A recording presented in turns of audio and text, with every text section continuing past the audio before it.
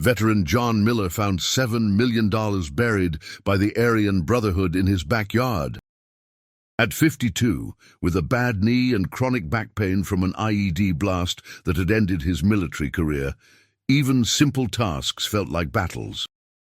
He drove the shovel into the damp earth near the fence line, where water had pooled and turned the desert soil into mud. The blade hit something solid about 2 feet down. Probably a rock, he thought, adjusting his grip. But when he cleared away more dirt, he saw something that made his heart skip. The corner of a military-grade waterproof container, the kind used to store sensitive equipment in combat zones. If you're enjoying this story so far, please hit that subscribe button and let us know in the comments where you're watching from. Now back to John's discovery. His hands trembled slightly as he cleared more earth away. The container was larger than he'd initially thought, maybe 3 feet long and 2 feet wide. It took him another 20 minutes of careful digging to expose it completely. The lock had rusted, and when John pried it open with a crowbar from his garage, the hinges broke with a sharp crack that echoed across the quiet suburban neighborhood. Inside, wrapped in layers of plastic sheeting, were stacks of cash. $100 bills, bundled and organized with military precision. John's breath caught in his throat. He'd seen plenty of money during raids in Afghanistan, drug money seized from Taliban operations, but nothing like this. Not in his backyard, not in America.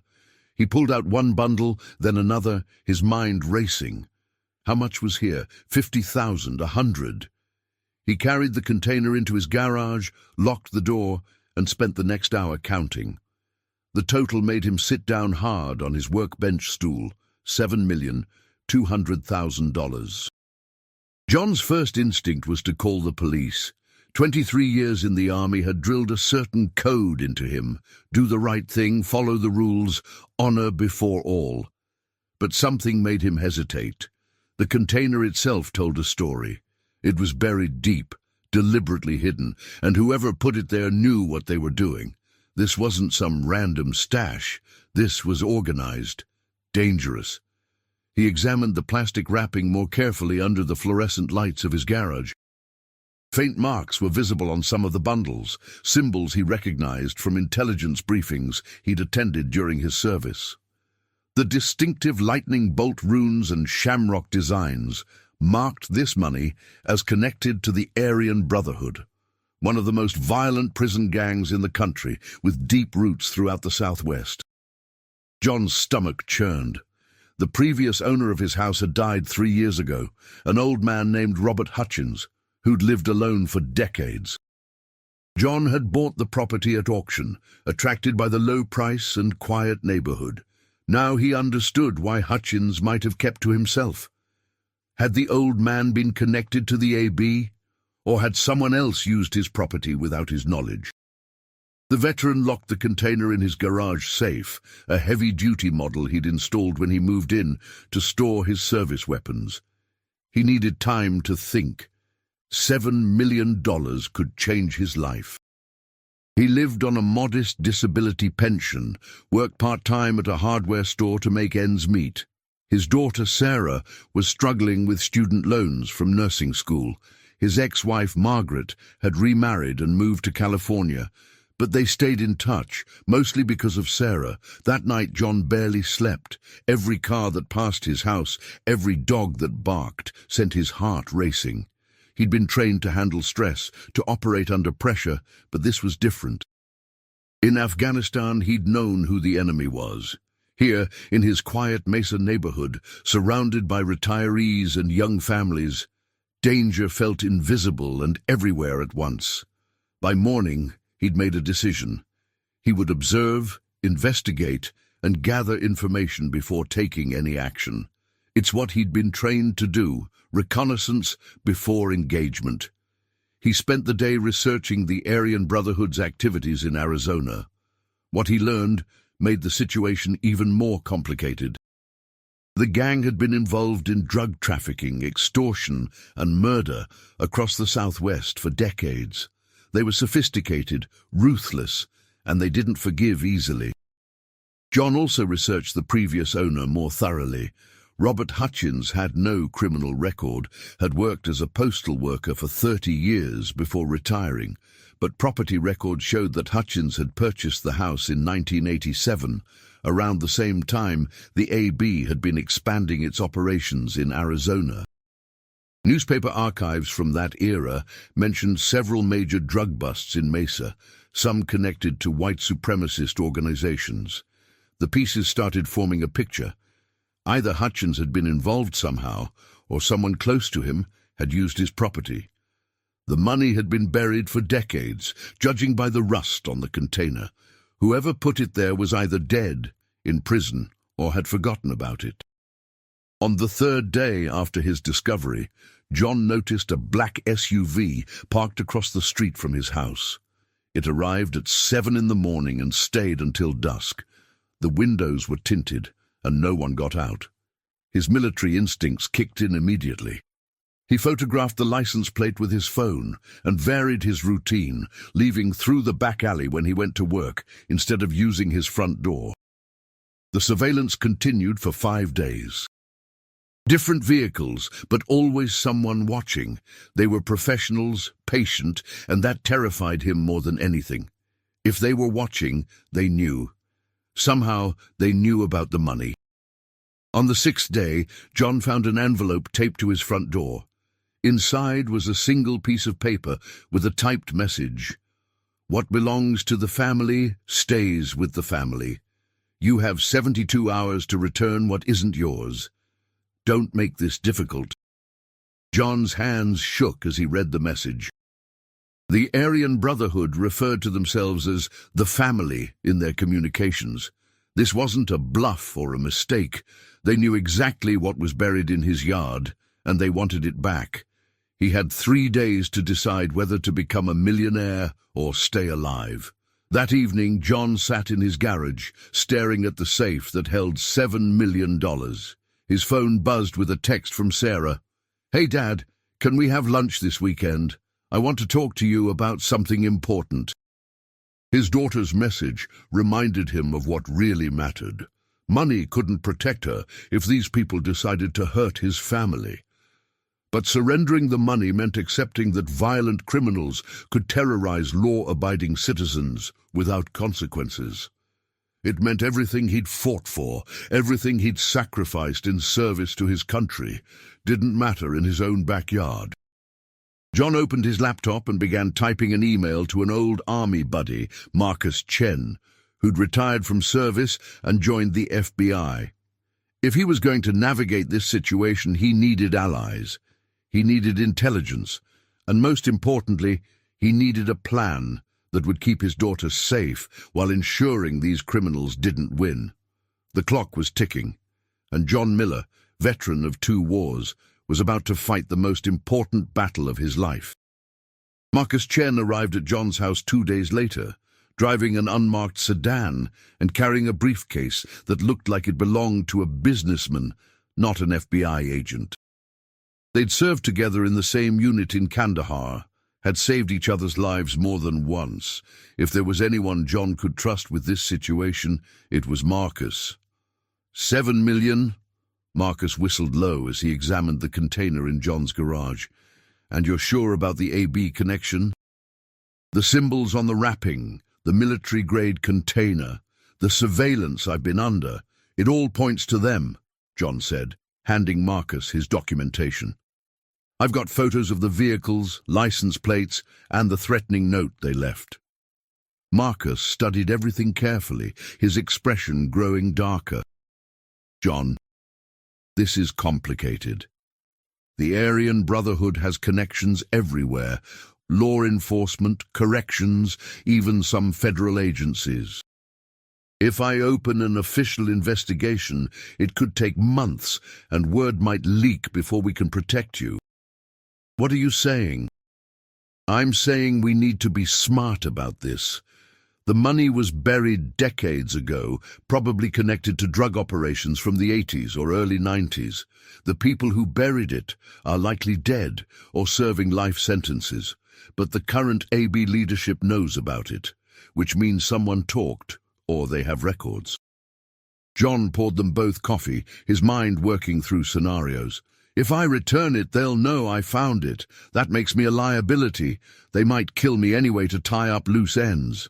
Exactly, Marcus said. And if you go to the local police, you're gambling that none of them are on the AB payroll.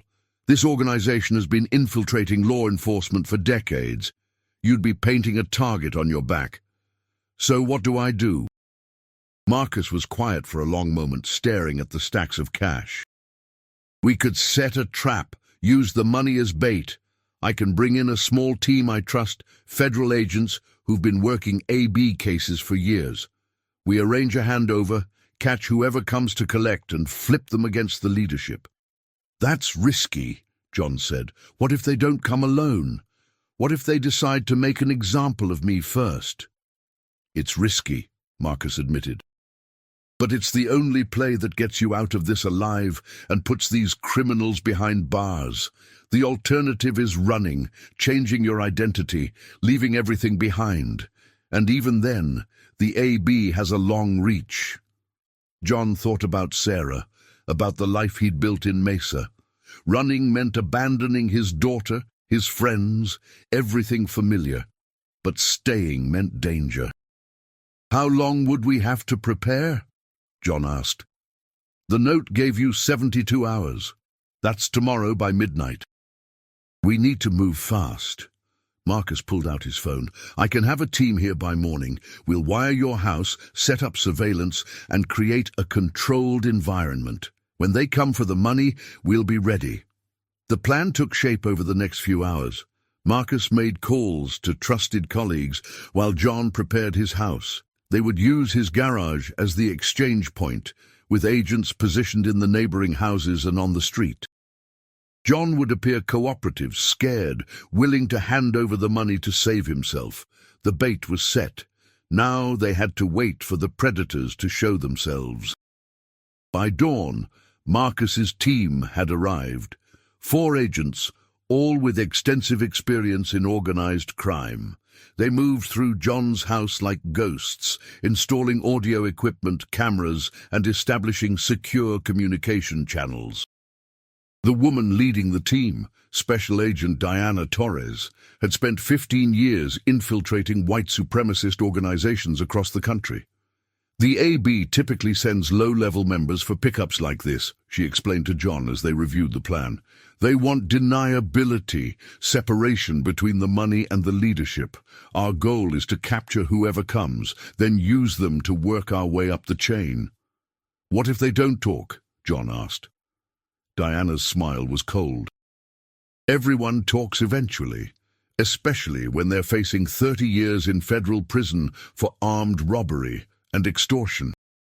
The remaining hours crawled by with excruciating slowness. John tried to maintain his normal routine, going to work at the hardware store, chatting with neighbors, anything to appear unsuspicious. The surveillance vehicles had disappeared from his street, which Marcus said was a good sign. They were confident John would comply.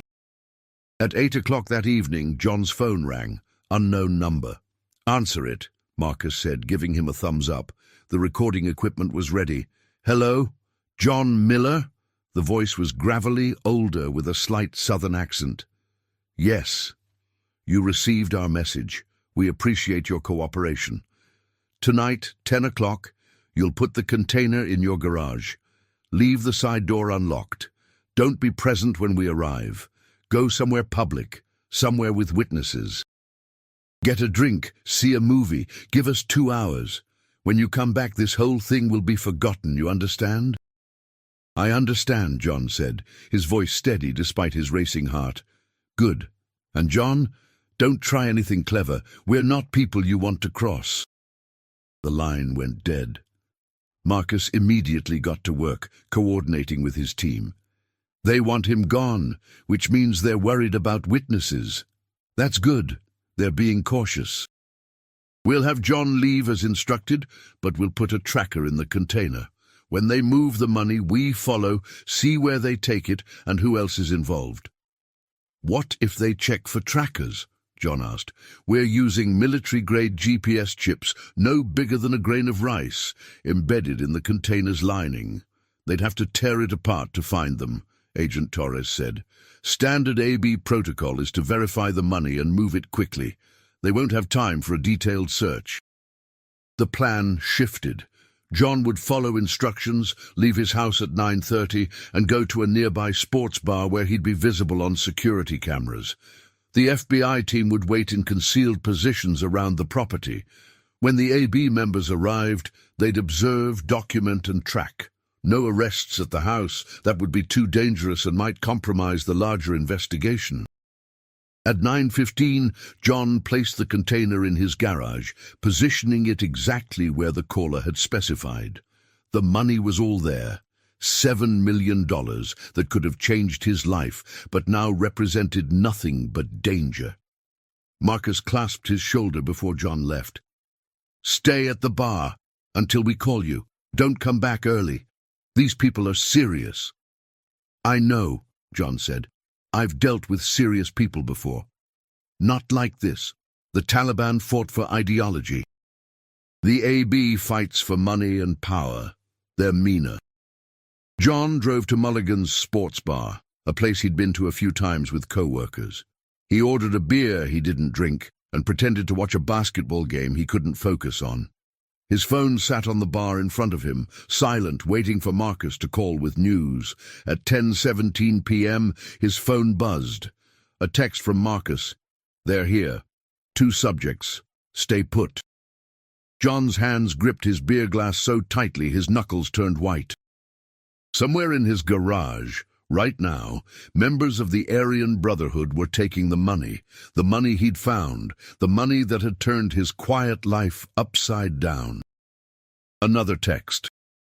"Moving out. Tracker active. Stay there another hour." An hour. 60 minutes of sitting in a crowded bar, surrounded by people laughing and watching sports, while his future hung in the balance. John ordered another beer, this time drinking it, needing something to calm his nerves. At 11:30, Marcus called. "You can come home now. Everything went according to plan. They took the money, didn't search the container, and we've got them on 4 different cameras. We're tracking their vehicle now. You did good, John." When John returned home, his garage looked untouched, except for the absence of the container. The FBI equipment was already being dismantled, agents moving efficiently to erase their presence. "What happens now?" he asked Marcus. "Now we follow the money, build our case, and when we're ready, we take down the whole network," Marcus replied. "It might take weeks, maybe months, but we'll get them. And me, you go back to your life. We'll have protective surveillance on you, discreetly. If they contact you again, you let us know immediately. As far as the AB is concerned, you cooperated fully and pose no threat." John nodded, but sleep didn't come easy that night. He'd given up $7 million and put his trust in the federal government to protect him. In Afghanistan, he'd learned that plans often fell apart under fire. He could only hope this time would be different. 3 weeks passed with no word from Marcus or the FBI. John went to work, had lunch with Sarah, who'd wanted to tell him she was getting engaged, and tried to return to normal life. But normal felt impossible now. He saw shadows where there were none, heard threats in casual conversations, felt watched even when he knew he wasn't. Then, on a Tuesday morning, Marcus showed up at his door looking tired but satisfied. "We got them," he said simply. 12 arrests, including 3 high-ranking AB members. The money led us to a warehouse in Phoenix where they were running a methamphetamine distribution operation. We seized drugs, weapons, and financial records that connected them to crimes across 5 states. John felt something release in his chest, tension he'd been carrying for nearly a month. "So it's over." "The immediate threat, yes. But there's something you need to know." Marcus pulled out a folder. "The previous owner of your house, Robert Hutchins, he wasn't involved with the AB, but his son was. Gerald Hutchins served 15 years in federal prison for armed robbery and racketeering. He was released in 2019 and died of cancer 6 months later. Before he died, he apparently told someone in the organization about the money he'd buried at his father's house back in the 80s. How did they know I found it? They didn't, not for sure. But when old man Hutchins died and the property sold, they started keeping tabs on it. When they saw you digging in the backyard, they assumed the worst and decided to test you with the surveillance and threatening note. John processed this information. So if I'd never found the money, they might have dug it up themselves. Maybe. Or maybe it would have stayed buried forever. Gerald Hutchins was their only connection to it, and he's dead. Without him, they were working on old information and hope. What happens to the money now? Marcus smiled slightly. That's the interesting part. Because the money was proceeds from criminal activity buried decades ago, and because you discovered it on your property and reported it to federal authorities through me, there's a process. The government seizes it as evidence, uses it in the prosecution, and eventually a portion might be returned to you as a finder's fee. Depending on the case, that could be anywhere from 10 to 25%. John did the math quickly. Even at 10%, that was over $700,000, life-changing money earned through cooperation instead of crime. How long does that take? Years, probably. Federal asset forfeiture is complicated, but I wanted you to know it's a possibility. You did the right thing, John. You could have run with that money, disappeared, and we'd never have gotten these guys. Instead, you helped us shut down a major criminal operation. After Marcus left, John sat on his porch, watching the Arizona sunset paint the sky orange and purple. He thought about the choices that had led him here. Joining the army, serving his country, buying this house, even digging up that sprinkler system. Each decision had seemed small at the time, but had ultimately saved his life. Sarah called that evening, excited about wedding plans. John listened to her talk about venues and dresses, and for the first time in weeks, he felt truly present. The money, the danger, the fear, it had all been a test of who he was, what he valued. He'd passed that test, but the real victory was sitting here, alive, able to be a father to his daughter. 2 days later, a different kind of visitor arrived at John's door. A man in his 60s, well-dressed, carrying a briefcase. He introduced himself as Leonard Walsh, an attorney representing the Aryan Brotherhood. John's blood ran cold. You need to leave, now. Please, Mr. Miller, just 5 minutes, Walsh said calmly. I'm not here to threaten you. I'm here to offer you an opportunity. Against his better judgment, John let the man speak, though he kept his door half closed and his phone ready to call 911. My clients are aware of what happened with the money, Walsh began. They're also aware that you cooperated with federal authorities. Normally, that would make you a target. However, circumstances are unique in this case. The individuals who approached you were acting independently, without authorization from leadership. Their arrests have been beneficial to certain organizational restructuring efforts. What do you want? John asked flatly. Nothing. I'm here to deliver a message. You're not a target. You won't be contacted again. Consider the matter closed from our perspective. My clients wanted you to know this so you can sleep at night. Why should I believe you? Walsh smiled thinly. Because if they wanted you dead, Mr. Miller, you'd already be dead. This is a professional courtesy, recognition that you found yourself in an unfortunate situation and handled it in a way that ultimately benefited certain parties. Enjoy your life, Mr. Miller. This conversation never happened. The attorney left, and John immediately called Marcus, reporting every word of the exchange. Marcus listened carefully, then said, "He's probably telling the truth." The arrests we made created internal chaos in their organization. New leadership is consolidating power, eliminating rivals. You're not important enough to their current operations to risk the attention killing you would bring, but keep your guard up anyway. People like that don't forget. The money remained in federal custody, working its way through the legal system. Marcus kept John updated on the progress, though he warned it might be another year or two before any finder's fee was distributed. John started dating again, a woman named Patricia, who worked at the library and knew nothing about his ordeal. Sarah got married in a beautiful ceremony that John paid for with savings and a small loan, feeling grateful to be there, to walk his daughter down the aisle. The nightmares about Afghanistan became less frequent, replaced occasionally by dreams about the money, the black SUV, the threatening note. But those too faded with time. One afternoon, Marcus showed up unannounced with news. The asset forfeiture process concluded.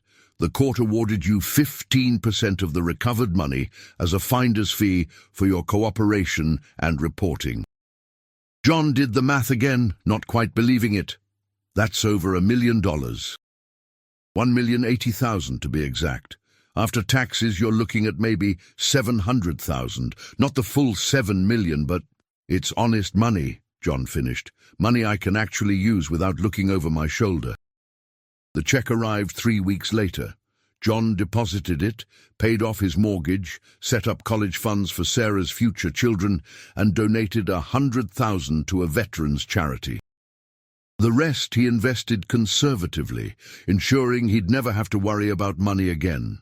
He kept working at the hardware store, though. The job gave him purpose, connection to his community. His co-workers never knew that the quiet veteran who helped them find the right screws or explained how to fix a leaking pipe was a millionaire who'd outsmarted one of America's most dangerous criminal organizations. One day, nearly 2 years after finding the money, John was in his backyard fixing the sprinkler system, the same one that had led him to discover the container. He'd put it off for months, superstitious maybe, but finally decided it needed to be done. As he dug in the same spot where his life had changed, he found nothing but dirt and rocks. The hole was empty, cleansed of its dangerous secret. John filled it back in, installed the new sprinkler head, and turned on the water. It flowed clear and steady, no more flooding, no more problems. That evening, Patricia came over for dinner. They ate on the porch, watching another Arizona sunset. She talked about her day, a book club meeting, and asked about his. John told her about finally fixing the sprinkler, leaving out the context, the history, the fear that had been buried there. "You seem peaceful lately," Patricia observed. "More relaxed than when we first met." "I am," John said honestly. "I went through something difficult, but I got through it, made the right choices, even when they were hard." "You're a good man, John Miller." He smiled, thinking about the veteran who'd found $7 million and given it up to stay true to his values. "I try to be." Sarah called later that night with news. She was pregnant. John was going to be a grandfather. As he hung up the phone, tears in his eyes, he realized that no amount of money, not 7 million, not 70 million, could compare to this moment, this joy. The money had been a test, and he'd passed. But the real prize wasn't the finder's fee or the satisfaction of helping take down criminals. The real prize was standing here, in his backyard, in his home, with his freedom intact and a future full of possibilities. John Miller had survived 2 wars, a terrorist attack, and a confrontation with one of America's most dangerous gangs. He'd learned that courage wasn't about being fearless. It was about doing the right thing despite the fear. It was about choosing values over fortune, principle over profit. As he locked up his house for the night, John looked around his quiet neighborhood with gratitude. This was his life, hard-won and honest. Tomorrow, he'd wake up, go to work, maybe call Marcus to catch up. Next month he'd attend Sarah's ultrasound appointment. Next year he'd hold his grandchild. The container was gone, the money distributed, the criminals imprisoned. But John Miller remained standing firm, a testament to the idea that integrity couldn't be buried, threatened, or bought at any price.